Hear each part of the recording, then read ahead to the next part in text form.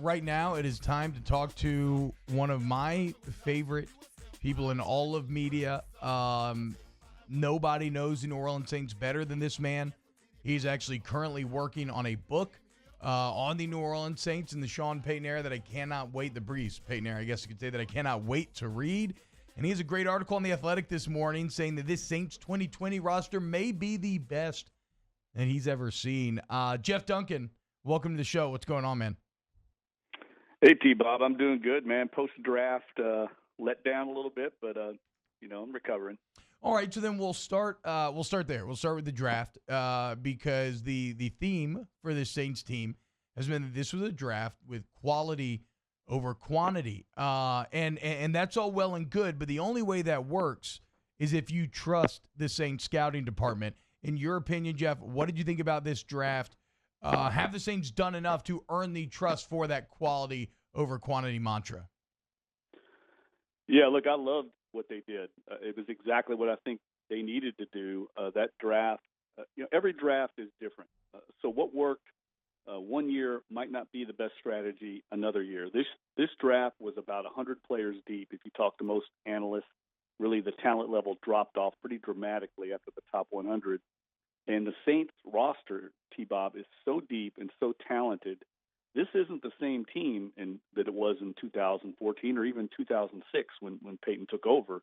The likelihood of a sixth or seventh round draft pick making this roster very remote. Yeah. So it made sense for the Saints to trade up into that top 100, get as many players as they could, players they had high on their board that had a chance to make the team at certain positions, and that's exactly what they did. They targeted 3 players in their top 40. For them to come out of the draft with 3 of their top 40 players, with what they went into this draft with, draft capital wise, I think was a remarkable job, and it made a lot of sense for this roster. Yeah, and when you look now, it all started with the first round pick, who Hester actually talked to yesterday. Jacob Hester's here with us today as well, Jeff. But Ruiz there, a lot of LSU fans. We're in LSU country over here.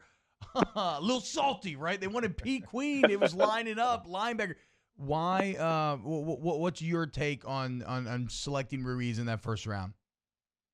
Well, a couple of reasons. One, if you know and have followed the Saints personnel department since Jeff Ireland took over, he's a Bill Parcells disciple, as is Sean Payton, and they adhere pretty strictly to their prototypes at different positions. And Patrick Queen doesn't fit their prototype. That doesn't mean he's not a good player. Doesn't mean he's not a guy that's going to excel in the league. I think he went to a great spot in Baltimore. I think he's going to excel there, but he's a little undersized for what the Saints look for in their linebackers. Now, if Patrick Queen was there, say if the Saints were on the board in the second or third round and he was still there, they would take him for that value on the way they grade players. That's why they probably had him graded lower than Cesar Ruiz or Kenneth Murray, who was another guy they were interested in and was selected right before them at number 24.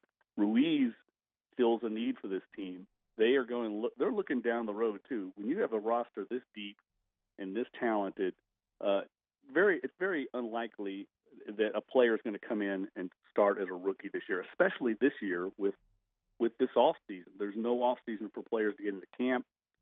So you're looking down the road, and this team is probably going to move on from Larry Warford after next season. This is his last year under contract, and I think they're looking at solidifying the offensive line, which has been an emphasis for Sean Payton in his entire tenure, and getting Ruiz, who can play guard or center, and Eric McCoy, who they drafted last year, can also play guard or center. I think solidifies the interior line for the next 3 or 4 years.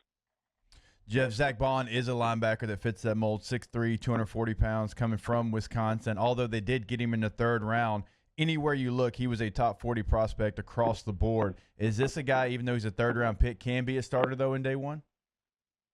Well, I think he's going to compete for it. There's no doubt about it. I mean, they've got a couple options there. Obviously, Kiko Alonso is coming back off an injury. Alex Anzalone also coming back off the injury. So now they get a guy, a young player. He's 23 years old. He's actually fairly old, for a college player coming into this system. And I just think he's got a high upside. I look at him, guys, like a linebacker version of C.J. Gardner-Johnson. In other words, he's a football player. They're going to move him around. He's got position flexibility. He's probably going to play a number of positions. I think they'll rush him off the edge in the A gap, the way they did with A.J. Klein the last few years. And I just think he's got such a high ceiling that we're going to see his best football down the road because he's still developing. Remember, this is a guy that was a former high school quarterback that came to Wisconsin and developed into a linebacker. Yeah, is he going to be a Taysom Hill role as well?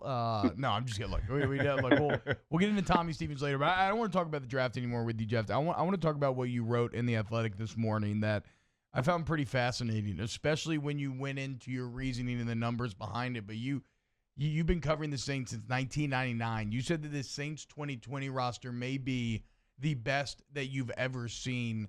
How did you arrive at that conclusion?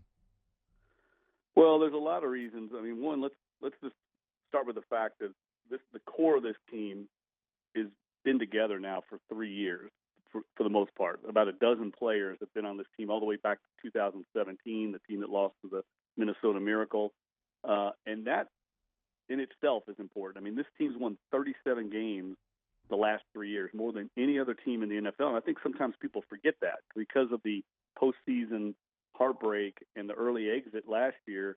People tend to forget that this team's won more games than anybody the last 3 years. So you start with that, and the players they've got coming back are all now in their primes, mid-20s. Jacob knows this. I mean, you're in your prime of your career when you've been in the league a few years where you know what's going on and you're still young enough, athletic enough to do it, to get things done on the field. You're not declining in your physical peak. So most of these players from the 2016, 17, 18 draft class are the core of this team. Then you sprinkle in the veterans like Cam Jordan and Drew Brees, and they have elite players. I wanted to point this out. Elite players at the key positions in the NFL: quarterback, left tackle, right tackle, edge rusher, shutdown corner. Those are the impact positions that influence games in today's passing league. And you just don't find that around the league. They're very hard to find. That's why those positions get drafted so high in the draft. You can't find elite players. The Saints have them. And I've pointed out, look, Pro Football Focus isn't the end-all, be-all. They've got some issues sometimes with their grading system, but they are very high on the Saints.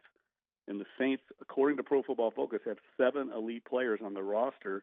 The next highest team is the Kansas City Chiefs, who just won the Super Bowl. They have 5, and then it drops all the way off to the Pittsburgh Steelers and 49ers, who have 3 each. So it just kind of gives you a barometer to gauge just how talented this roster is.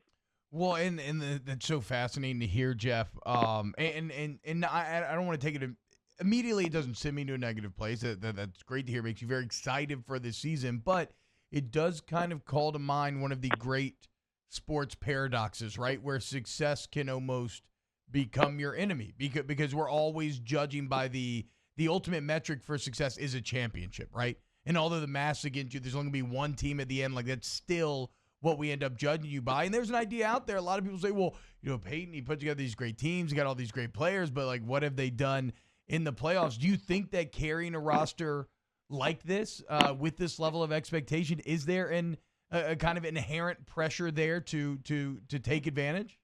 Especially, like you said, after the playoff exits the last 3 years. Yeah, look, I don't think there's any doubt about it. It's going to be a big theme for this season.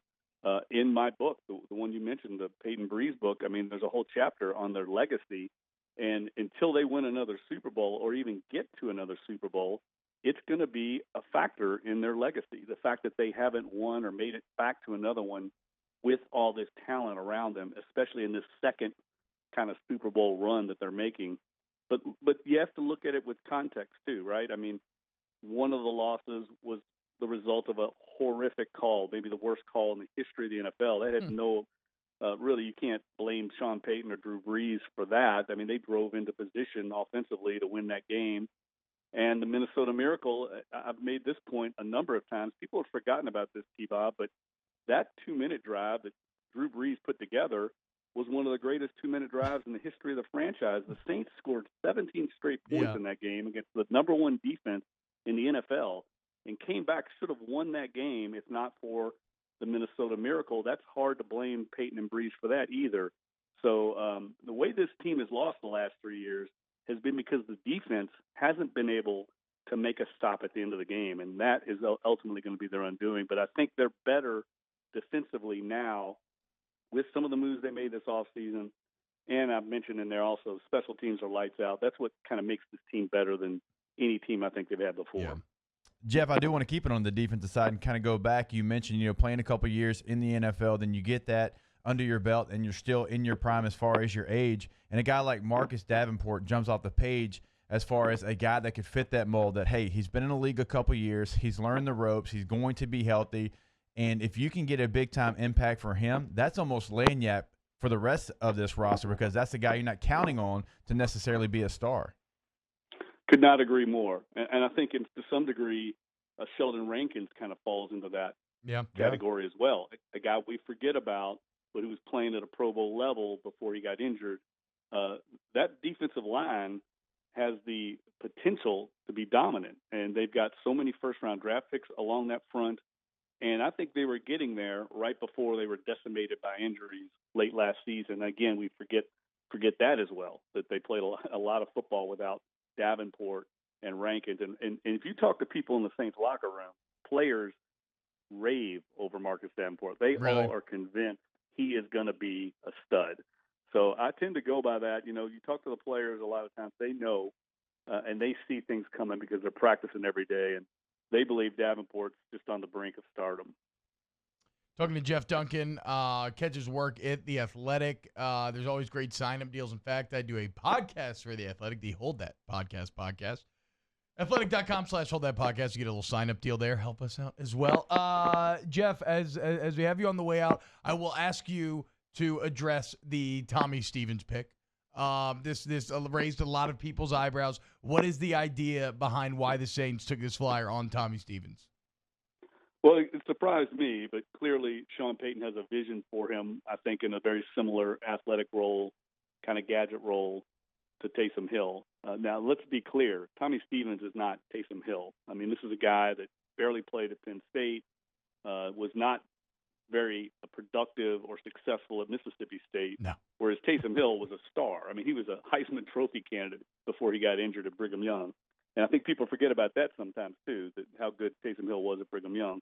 But Stevens has the athletic traits they look for at that kind of gadget role, and I think it's going to be fun to watch. This quarterback room, if Jameis Winston eventually does get signed officially, is going to be fascinating to cover this year, and Stevens could not be walking into a better situation.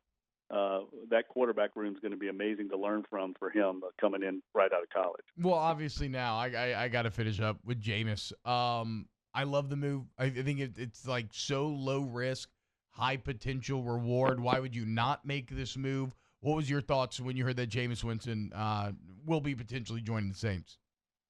Well, I think he's following the Teddy Bridgewater path. He saw what happened with Bridgewater, who came here, basically got a minimum salary deal with the New York Jets, could not find any team interested in him really as a starter, comes to the Saints as a backup, learns behind Drew Brees, and then signs a $63 million deal with Carolina. I think for Winston, the market had dried up on him, and this is a much more attractive situation. Come in, learn a year in this system, potentially get to play for a great team if something happens to Drew Brees, and see if the starter market's better next year. If something opens up, it's certainly more attractive, I think, for him than going to a perennial losing organization and maybe potentially competing for a starting spot there. I think it's a smart move for both sides. Jeff Duncan catches work in The Athletic at Jeff Duncan _ on Twitter. Jeff will tweet out the article and everything. It was a really great read to wake up to this morning. Thank you so much for joining us. Yeah, guys. Thanks for having me on. You have a great day. Yes, sir.